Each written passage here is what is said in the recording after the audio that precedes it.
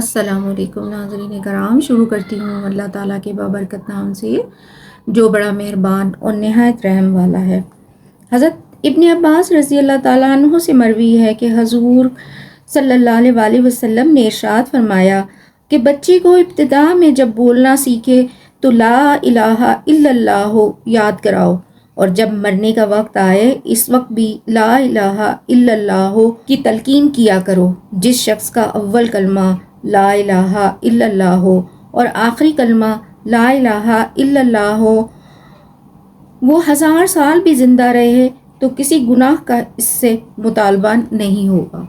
حضرت عثمان بن مالک رضی اللہ تعالیٰ عنہ بیان کرتے ہیں کہ حضور صلی اللہ علیہ وسلم نے فرمایا کہ کوئی شخص قیامت کے روز لا الہ الا اللہ کو اس طرح کہتا ہو